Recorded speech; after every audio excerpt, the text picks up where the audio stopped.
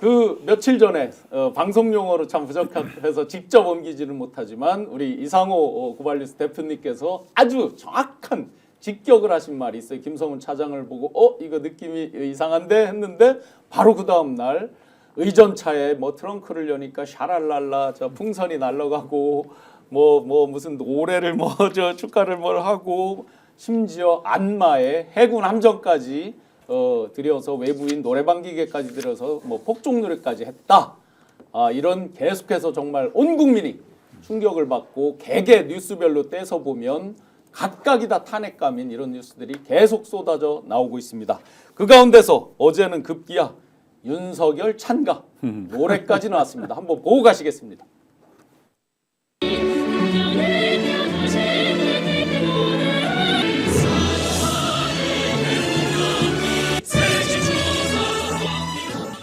어디서 위대하신 우리 누구 영도 뭐 나오는 어디서 많이 본 톤인데요. 저는 거기보다 그 JMS 네. 거기 그렇죠. 사이비. 네, 사이비 거기서 그 느낌이 더 나더라고 오히려. 근데 지금 뭐 여러분들 반가운 소식이 하나 들어와 있는데 김성훈 경호차장 조금 전에 국가수사본부 특별수사단 들어가면서 기자 일문일답을 했거든요. 그 내용도 골 때리긴 했는데 들어가자마자 체포가 됐다고 합니다. 네, 그러니까 어제도 저희가 스픽스에서 대단히 시급하게 지금 경호처에서 SOS가 오고 있다. 무슨 내용이냐면 지금 경호처장이 이제 거리된 상태에서 차장, 그다음에 이강우 경호본부장 이 두 사람이 인사권을 행사하면서 양심적으로 그 체포 과정에서 부작위 했던 그 직원들에 대해서 대단히 지금 뭐 인사 조치라든가 왕따가 진행이 되고 있다. 그래서 빨리 저 두 사람에 대해서 체포해야 된다라는 말씀을 이제 저희 스픽스에서도 전해드렸는데 다행히 일단 체포가 됐다고 하는 소식입니다. 총경님 그러면 이제 그런 뭐 왕따 이런 부분도 지금 진행 중인 것도 화가 나지만 요 지금 벌써 한 며칠 상간에 이제 그게 있잖아요. 증거인멸 말씀하시죠. 그렇죠. 지금 뭐 그들이 안가에 무슨 뭐 CCTV를 뭐 없애라고 하기도 했고 했던 사람들인데 당장 예를 들어 컴퓨터 뭐 이런 것들 나름 그 안에도 전문가가 있을 거 아닙니까? 그럼 이런 거 충분한 시간 아니었어요? 증거인멸하기에? 그날 그 체포하는 당일날 이제 딜 협상을 했을 거예요. 내가 순순히 나갈 테니까 한 3가지 들어주라. 그 중에 하나가 저 김성훈하고 이광우 체포하지 말고 좀 시간을 줘라. 그다음 수갑 채우지 말고 경호 촬영을 가자. 이 3가지일 것인데 왜 그러면 요 둘이를 이야기를 했을까 궁금하죠. 그러니까 나는 갈 테니까 그 사람 이야기했을 거예요. 김성훈이나 이광우 저희들이 남아서 먼저 가시면 증거를 이렇게 불리한 증거들을 다 치우겠습니다. 이렇게 해서 시간을 벌고 그 시간 내에 우리한테 노출이 됐거나 안 됐거나 하는 그런 증거들에 대해서 인멸했을 가능성이 있죠. 그러면 가장 중요하게 그러니까 이게 체포 구속의 사유가 바로 되는 거예요. 네네. 그러면 12월 3일 날 소위 이제 발작 버튼이라고 하는 그 계엄 포구령을 내리고 군을 움직이고 했던 거의 중요한 그 헤드쿼터로서의 한남동 공관에서의 그런 자료들의 상당수가 삭제됐거나 저 사람들은 명태균 씨 같은 경우는 잘 모르니까 그냥 휴지통에만 집어넣고 이게 삭제했다 이렇게 생각했을 수 있지만 이들 중에는 전산 분명히 전문 요원도 있을 거 아니에요. 그러면 김성훈 그분이 이 승진하기 전에 기획관리실장 차장 올라가기 전에 직책이 통신부장이었기 때문에 그럼 본인이 직접 이거를 또 증거인멸을 했을 수도 있겠네요. 그렇죠? 안 믿고 직접 했을 가능성도 있죠. 밑에 직원들도 요즘은 잘 이제 요 며칠 상간에 말을 잘 안 듣고 했을 테니까. 그러니까 우리 총경님, 위원장님 그 주장이 상당히 의미가 있는 게 실제로 김성훈이 통신부장도 했지만 이광우 본부장이 담당이 안과 관리였잖아요. 그러니까 막 두 사람이 사실은 증거인멸을 위해서 매우 좀 기민하게 움직였을 가능성이 더 높아 보인다 하는 생각입니다. 또 체포영장에 보면 사실상 김건희, 명태균 게이트 이런 걸 막기 위해 물론 명시적으로 그렇게 써 있지는 않지만 그 문맥을 읽어보면 그래서 그날 계엄을 했다, 비상계엄을 실시를 했다라는 이유로 읽혀지는 해석되는 구절이 있더라고요, 실제로. 그래서 많은 사람들이 사랑꾼 인증 뭐 이런 식으로 이제 댓글들을 달아 놓으셨는데 그 부분은 어떻게 보십니까? 그러니까 두 사람은 서로 사랑하는 것 같습니까? 아니요. 패밀리 비즈니스. 네. 아까 이야기했듯이 그 사랑하는 사람이 떠나갈 때는 시업 배웅을 해야 되는 예. 그런 것도 생략이 된 걸로 봐서 네네. 크게 사랑하지는 않는 것 같고 제가 한때 궁금한 게 이게 대통령실에 파견돼가 사주 관상 궁합 본다는 사람이 있어갖고 그 대통령 부부와 대상자의 궁합을 봤다 하는데 신 제일 교수님이 궁금한 게 행로한 내용이죠. 예, 네, 그래서 네. 제가 질문하는 거예요. 두 사람의 궁합을 봤는지를 네. 그 궁합이 좋다고 생각하시는지 그래서 그건 아마 옛날에 그 소개했다는 소개한 걸로 알려진 심희리 뭐 이런 분들이 답을 해야 될 것 같은데요. 네. 지금 이제 그 댓글에 아직도 이제 4만 2천 분 이상이 이 글을 시청을 해주시면서 댓글에 김건희 체포에 대한 글이 엄청나게 올라오거든요.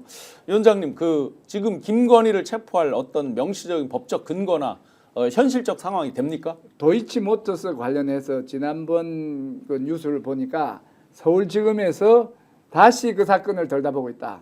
불기소했다 해서 그 처분이 그 다음 수사를 못하는 규정은 없어요. 불기소했다가 언제든지 혐의가 발견되고 증거가 확인되면 수사할 수 있기 때문에 그리고 윤석열의 힘이 빠지는 그 순간 서울지검에서 그 파일들을 들여다보고 있다 하는 이야기를 들었어요. 그러니까 그 우리 국민들이 주장했고 지난번에 비록 불기소했다 하지만 증거나 여러 가지 정황상 공범들의 진술이나 여러 가지 정황상 이 증거가 차고 넘치는 이런 상황에 대한 해석이나 분석을 달리하면 그 건으로도 다시 체포는 가능하죠. 네. 그 건도 이체 양명줄에서 많은 네, 네. 그 혐의에 대해서 제대로만 이렇게 이제 눈을 뜨고 혐의를 밝히겠다는 시선으로 보면 정말 많은 증거들이 차고 넘치기 때문에 김건희 체포는 뭐 충분히 가능하죠. 그러니까 현실적으로 기소가 아직 안 되어 있잖아요, 한 건도. 그래도 체포는 할 수 있는 건가요? 예. 수사를 재개할 수 있고 네. 다시 기소를 할 수 있고 그 과정에서 체포도 가능하고 출국 금지도 필요하고 네네. 특히 이제 출국 금지가 필요한 것 같아요. 네. 근데 저는 뭐 일단 뭐 서행하고 있는 차보다는 빨리 가고 있는 차에 타는 게 낫잖아요. 예. 전 창원지검에서 더 빨리 움직이게 될 그렇죠. 거다. 이미 다 수사 보고서까지 자기네가 다 해놨는데. 다 끝난 상태잖아요. 그렇죠. 사실상. 네네. 한 번만 지금에 네. 출연해서 그 수사하는 사람의 뉘앙스를 지켜본 신모 교수님이라고 계신데 그분께서 느꼈을 때 저는 들은 바에 의하면 창원지검의 수사 의지가 있다. 네. 이렇게 말씀을 제가 들었는데 말씀해 주세요. 네, 맞습니다. 네. 의지는 있는데 윗선으로 가서 이게 양파로 분반이 되고 그 사이에 아마 이게 12.3 이제 계엄이 나오면서 이들은 약간은 본인들은 좀 해방되는 기분으로 관망세로 간 것 같은데요. 갑자기 하나 개인적으로 궁금해져서 질문드리고 볼게요. 김건희가 네. 여기 지금 많은 댓글 중에 해외 밀항 도피 그래서 당장 이제 출국 금지해야 된다 했는데 진짜 만약에 도망간다면 어느 나라로 갈까요? 그 개인 취향일 텐데. 네. 일단은 지금 가장 공을 들이는 게 미국 쪽 아니겠습니까? 미국이요. 그러니까 미국이나 미국의 영향력이 미치는 네. 곳. 왜냐하면 지금 김장한 목사를 특사로 보낸 것도 최상목이 그 정신없는 와중에 네. 누구 오다로 받아서 보냈겠는가? 그럼 김건희가 지난 대선 국면에서 무속 논란 때문에 막 그 비판 여론이 강할 때 김장한 목사가 사실은 품어줬지 않습니까? 극동방송에서. 네.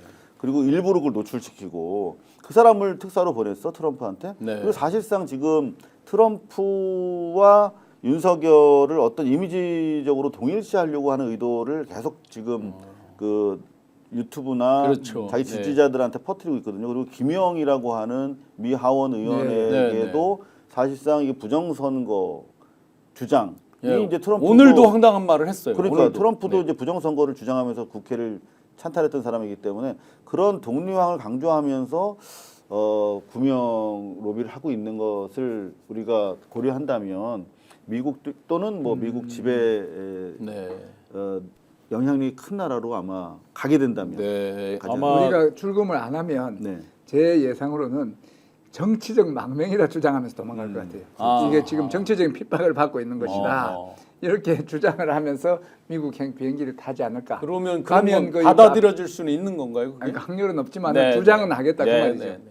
아하. 그러니까 대한민국의 정치적 상황에서 핍박을 받는 정치범이다.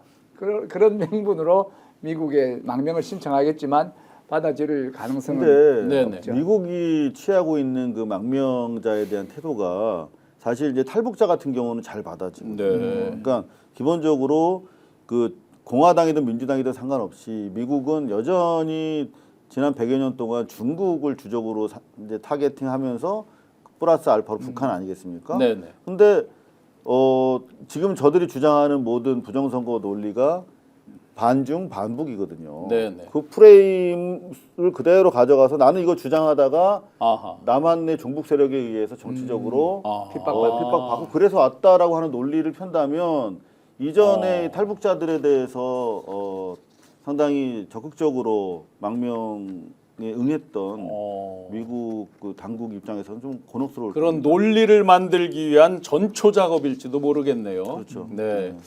탈 남자인데 탈 북자 여기서 도망가만.